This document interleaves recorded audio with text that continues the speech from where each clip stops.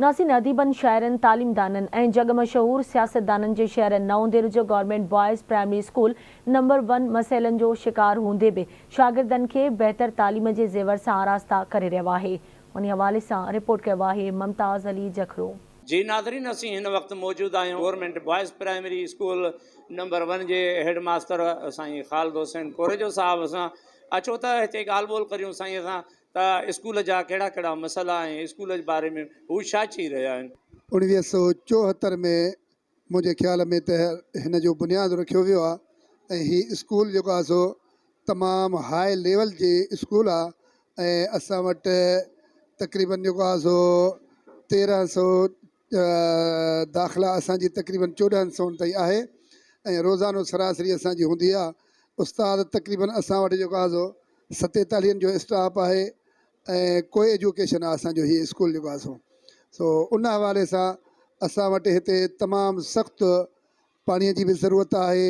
थधि पाणीअ जो जेको आहे प्लांट उहो बि जेको आहे ॼण माना ईअं अधूरो आहे ऐं उहो बि काफ़ी हिसाब सां तक़रीबन नाकारा बि थी वियो आहे ऐं उन सां गॾु जेको आहे असांजो फर्नीचर काफ़ी असांजो जेको आहे तव्हां पाण ॾिसो था त कुर्सियूं वग़ैरह या टेबलियूं वग़ैरह जी ॾाढी खोट आहे असां वटि तमामु घणी। स्वीपर जी त तमामु सख़्तु असां वटि ज़रूरत आहे। उहो असां सभई गॾिजी उस्ताद ऐं रोज़ानो जे बुनियाद ते उहा असां सफ़ाई कराईंदा आहियूं, स्वीपर घुराईंदा आहियूं। असांखे ॼण वॉशरूमनि जी बि काफ़ी ज़रूरत आहे हिसाब सां स्वीपर जे हिसाब सां त सोलर जे हिसाब सां बि जेको असांखे सोलर जो अॻु में मिलियल आहे उहो बि ॼण अधूरो हुयो। कुझु प्लेटूं वग़ैरह या बैटरियूं वग़ैरह जेके आहिनि उहे बि काफ़ी नाकारा थी वियूं आहिनि ऐं उन्हनि खे बि सोलर माना ईअं करे सम्झो त जेको आहे ॼण हले ई नथो। ॿार घणा आहिनि उनजे करे वरी जेकॾहिं सर्दीअ जे हिसाब सां ॾिसो बि जेको आहे तकलीफ़ थी थिए। उनजे करे इहा असीं गुज़ारिश कंदासीं पंहिंजे आला अख़्तियारुनि खे असांखे जेकी ज़रूरत आहिनि उहे असांखे जेको आहे पूरा करे ॾिनो वञे। उस्ताद जेको आहे महिनत सां पढ़ाइनि था पर हिन स्कूल जूं कुझु जेको आहे घुरिजूं बि आहिनि।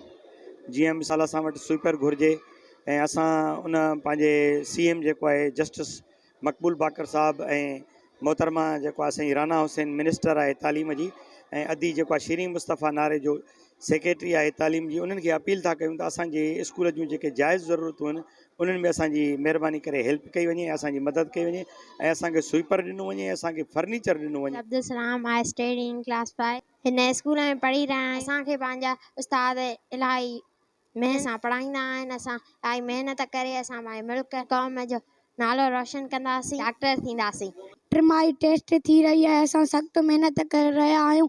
असांजा उस्ताद असांखे सख़्तु पढ़ाए रहिया आहिनि। असां तालीम हासिलु करे पंहिंजे स्कूल उस्तादनि ऐं पंहिंजे पीउ माउ जो नालो रोशन कंदासीं। जी तव्हां हिते शागिर्दनि ऐं उस्तादनि ऐं स्कूल जे हेड मास्टर साहब जूं ॻाल्हियूं ॿुधियूं जंहिंजो चवणु आहे त हिन स्कूल में कुर्सियुनि जी फर्नीचर जी खोट आहे, सोलर प्लेटुनि जो मसइलो आहे जंहिंजे करे असांखे क्लास रूमनि में ऊंदाही खे मुंहुं ॾियणो थो पवे। मेन जेको मसइलो असांजो आहे उहो सफ़ाईअ जो अमलो आहे जेको असांखे सफ़ाईअ जे लाइ फौरी तौर ते ॾिनो वञे ऐं हुन एजुकेशन जे निगरान मिनिस्टर खे बि पिणु अपील कई आहे त असांजो मसइलो हल कयो वञे।